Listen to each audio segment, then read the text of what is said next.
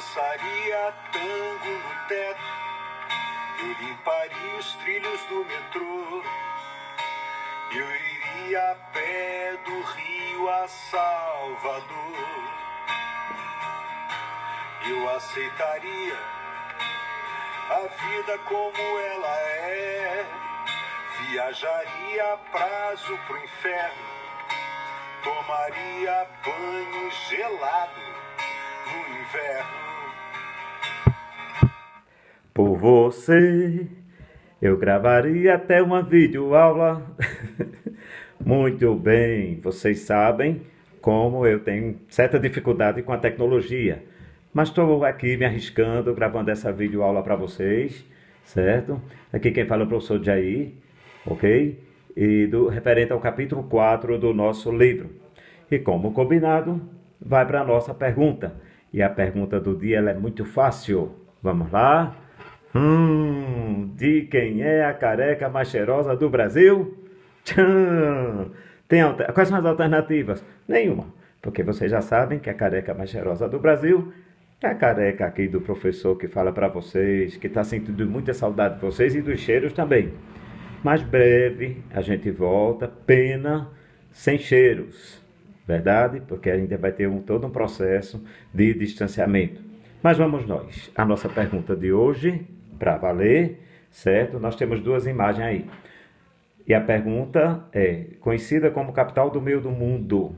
Ela é cortada pela linha do Equador, fica aqui no Brasil, correto?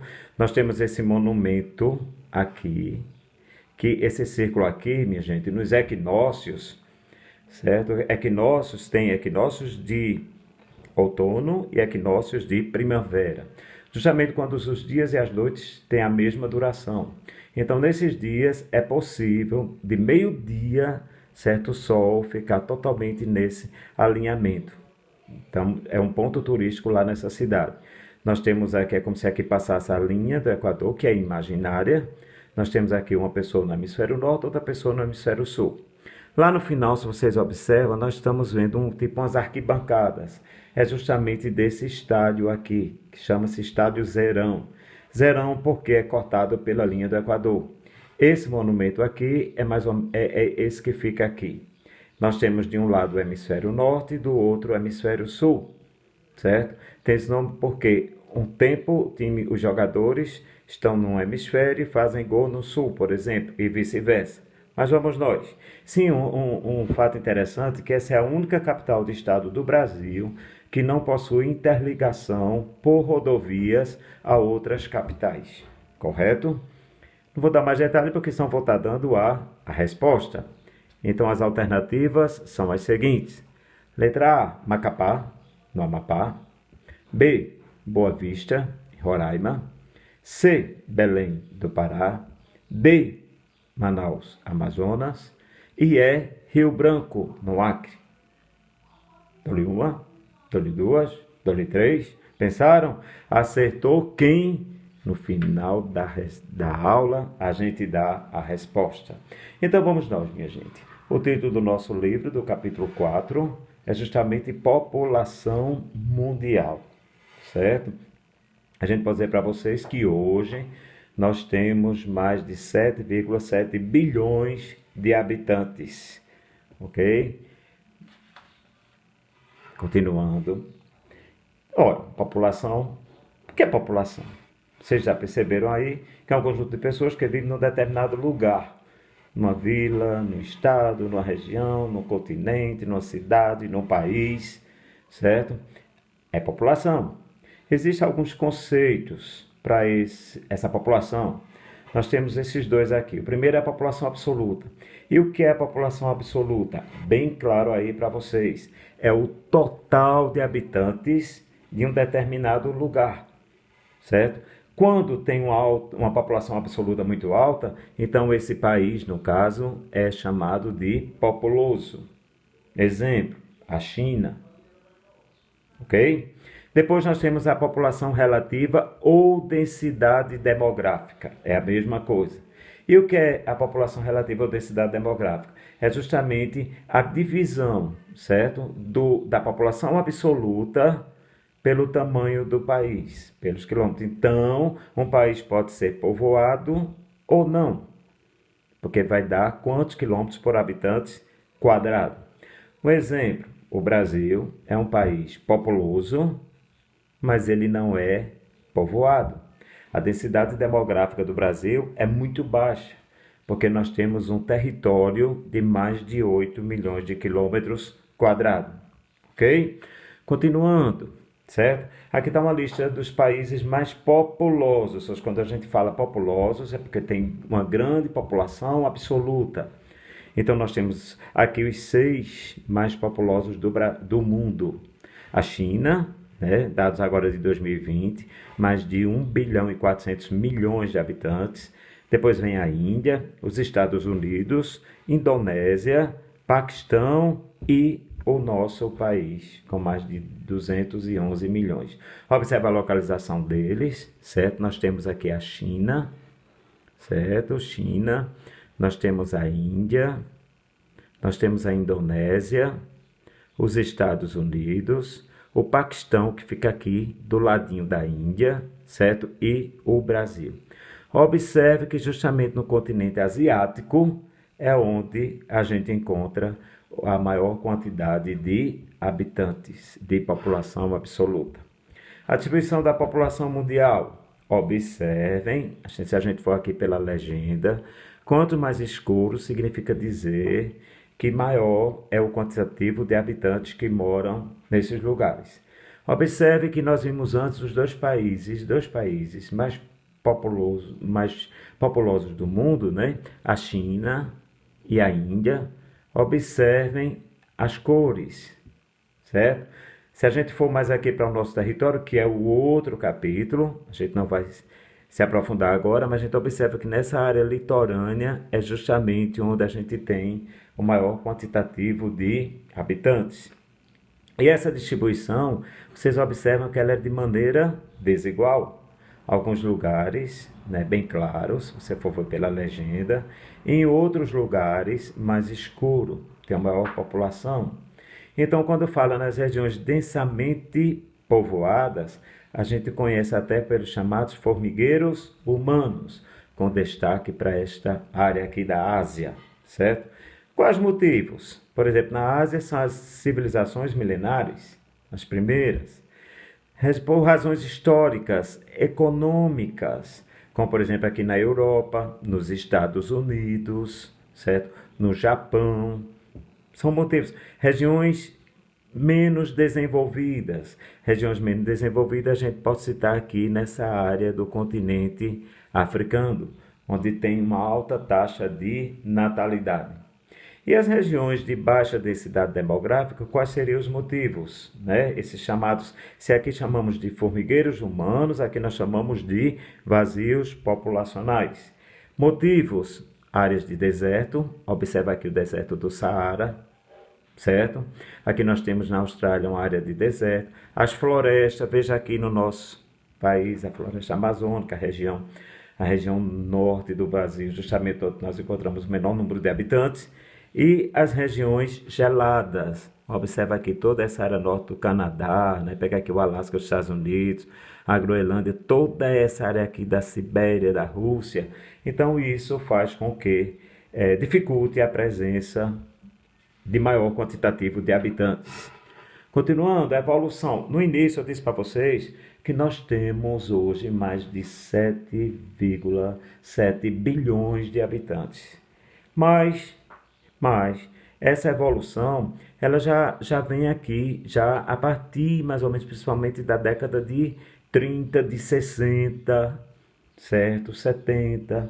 Por quê? A gente precisa saber essa evolução. Você veja que nos séculos 17 até o século 19, não era grande esse aumento populacional.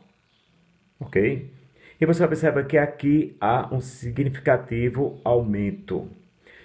Por quê? Primeiro é interessante que a gente entender esses conceitos essenciais aqui. Ou seja, o que é a taxa de natalidade? O número de nascimentos que acontece de uma determinada área no período de um ano. Natalidade. E a taxa de mortalidade? Também é o número de óbitos, diferente de nascimento, claro, ocorridos em um determinado lugar no período de um ano. Então, essa diferença, certo? Essa diminuição da taxa de mortalidade e da taxa de natalidade é que vai ser o chamado crescimento natural ou vegetativo, certo? A diferença de números de natalidade com números de mortalidade. Então, nesse período aqui, pessoal, nasciam muitas, a taxa de natalidade era muito alta, mas em contrapartida a taxa de mortalidade também. Então você observa, certo, que não tinha esse acentuado crescimento, porque nascia-se muito, mas também morria-se muito, ok? Vamos lá, continuando. Antes nós falamos da taxa de natalidade e taxa de mortalidade. Muito bem. Vamos ver as causas e por que, certo, houve uma queda da taxa de mortalidade e também quais as causas das quedas da taxa de natalidade.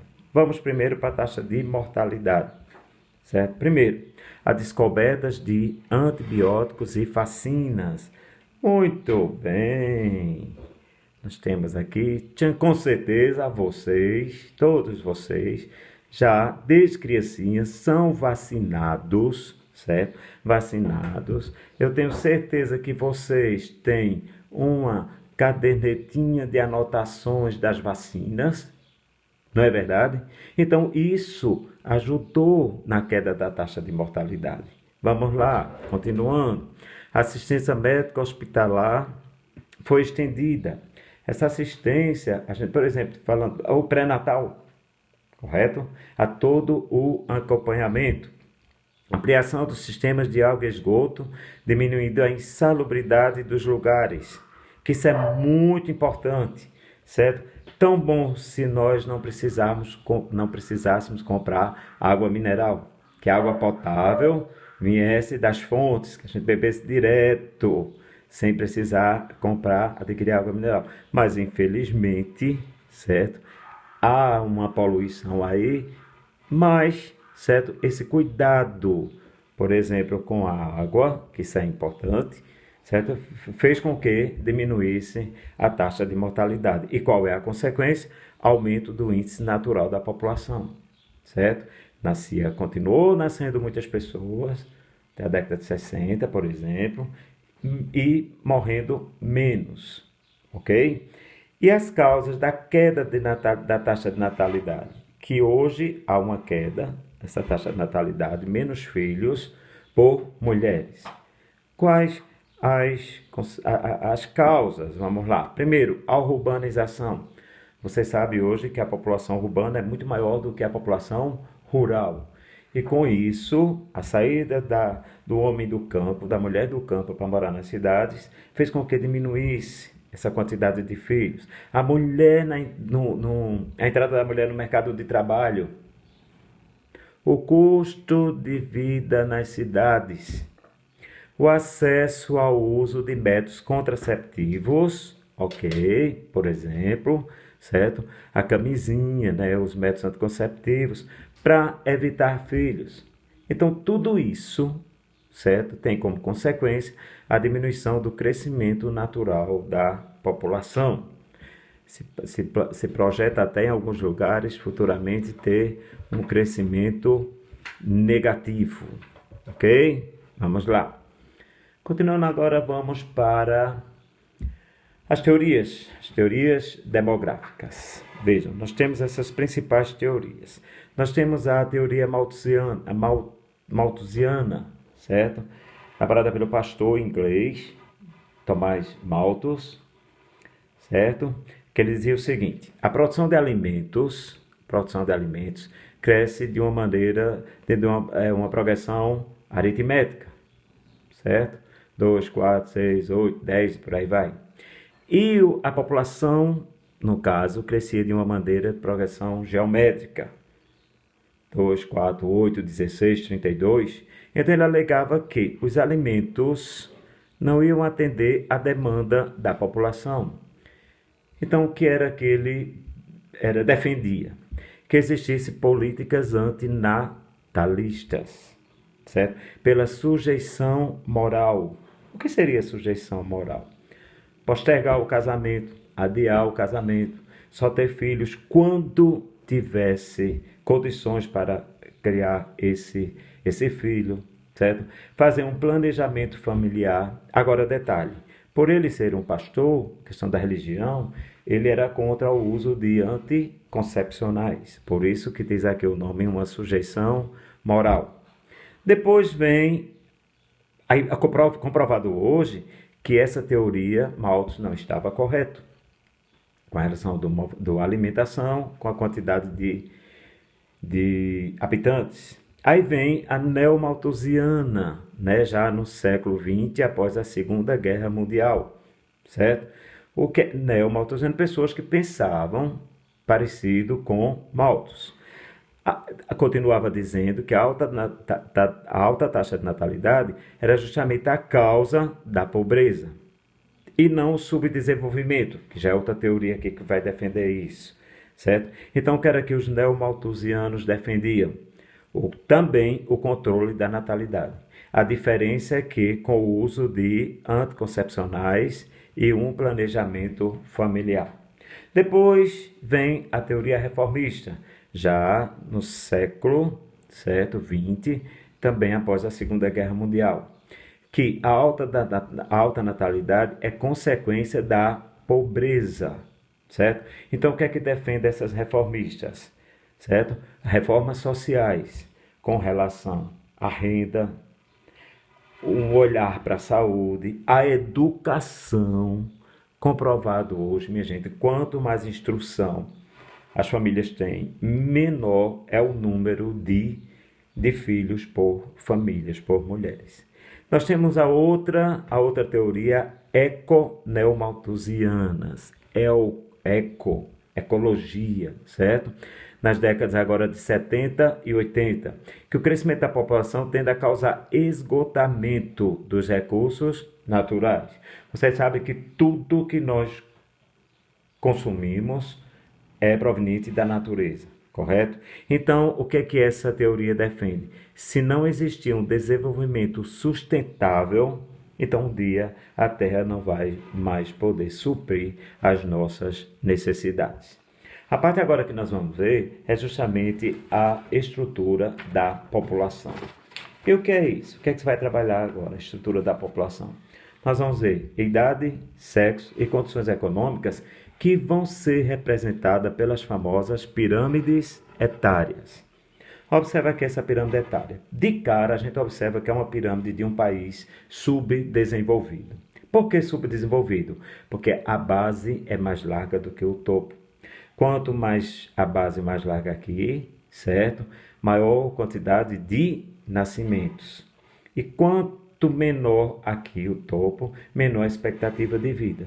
Então, o que é que a gente observa? Sempre esse lado aqui representa os homens, as mulheres, certo? De um lado os homens e as mulheres. Aqui o intervalo entre as idades, correto? Aí a gente vai analisar vendo, né, a quantidade de jovens, se vai ter uma alta mortalidade infantil. A PEA, que é a população economicamente ativa, que logo a gente vai saber o que é isso, vai estudar sobre o que é isso, que geralmente está inserido os adultos. E por último, certo, a expectativa de vida, que quanto o país tem maior expectativa de vida, mais significa que esse país economicamente é mais desenvolvido, ao contrário dessa. Então nós temos aqui mais 4 modelos, certo, de pirâmides. Então vocês observam que, né, aqui em 2020, que é essa estimativa, certo, no caso, de países, observe que essa daqui, um país desenvolvido, correto, onde dá para ver que o corpo, certo, aqui de adultos é bem maior, é maior do que o de jovens. E principalmente aqui do caso da expectativa de vida. E se você pode observar que sempre as mulheres vivem mais do que os homens. As mulheres se cuidam mais, diferente dos homens, ok? Parece que os homens têm medo de ir aos médicos. Então, isso é um dos motivos. Outro motivo, as profissões mais perigosas são exatamente dos homens. Outro motivo de morte mais de homens, né? O homem é mais promíscuo para as farras, para as bebedeiras. Você veja que quando a gente escuta qualquer coisa aí de acidente de carro, vinha de uma farra, bebido, né? Você pode ver que a maioria dos homens. Mas, para simplificar, a mulher se cuida mais. Muito bem. Nessa estrutura da população, certo? Quando se fala na estrutura da população, nós vamos ver a questão da atividade, né? Da renda.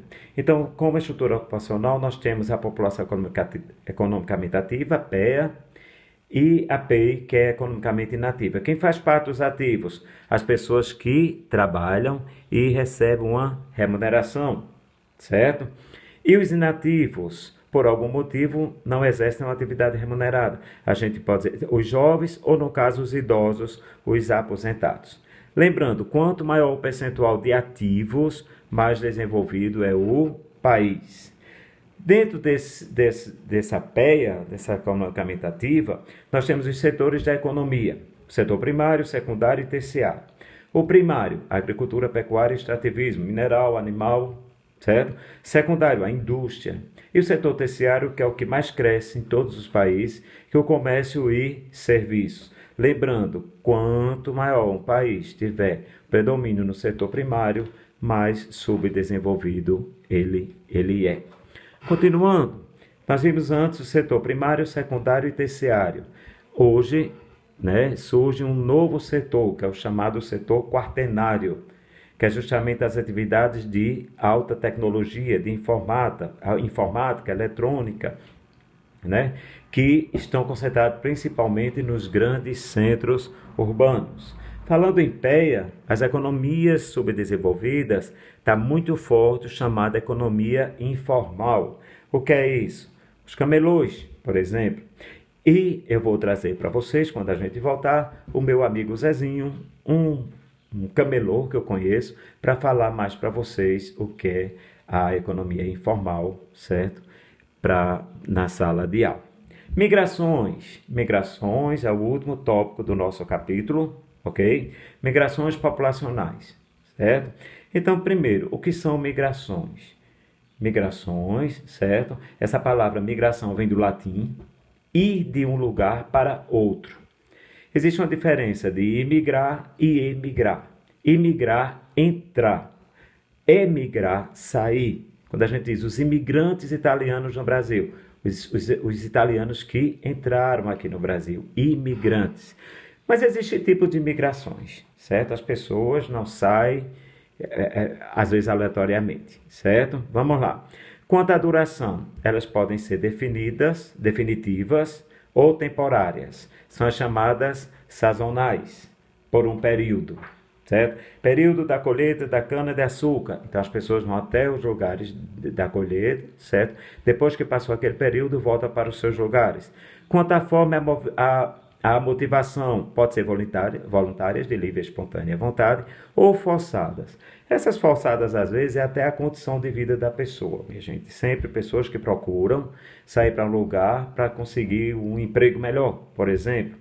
Até para estudar. Quantas e quantas pessoas não saem para um lugar, né? Mas tem outras mais forçadas, como você sai por conta da guerra, de fenômenos naturais como a seca, certo? De questões políticas, são forçadas. Quanto ao controle, pode ser legais, pode ser clandestinas. Vamos dar um exemplo de legais. O Canadá, acontece muito isso, incentivo para a chegada de imigrantes. Clandestinas, nos Estados Unidos, é muito forte isso lá. Quanto ao espaço, destino ou amplitude, podem ser internas, no caso o êxodo rural, que a gente falou isso antes, né? O êxodo urbano, a saída do campo para morar nas cidades. Pendulares, o que são pendulares? Diárias. Por exemplo, as pessoas de Bezerros que trabalham em Caruaru, quer dizer, saem cedinho, passam o dia lá, trabalham e voltam. É diária, correto? Vocês, estudantes de São Joaquim, por exemplo, que vêm diariamente para estudar aqui em Bezerros e voltam, então entra nessas de pendulares, são diárias. E externas, intracontinentais e intercontinentais. Intracontinentais é quando acontece no mesmo continente. e e intercontinentais, intracontinental acontece no mesmo continente, e intercontinental de um continente para outro. Muito bem, vamos à resposta agora para a nossa pergunta do dia. Vamos lá, vamos lá. Quem lembra o que respondeu? Qual a capital do estado do Brasil que é conhecida como capital do meio do mundo? Não é Manaus, não é Belém, não é Rio Branco. É Macapá ou Boa Vista? Acertou quem respondeu? Macapá. Muito bem, minha gente. Por hoje é só. E na próxima semana, certo? A partir do dia 15, eu coloco um exercício sobre esse capítulo para vocês. Um abraço bem grande para todos. Tchau. Tchau.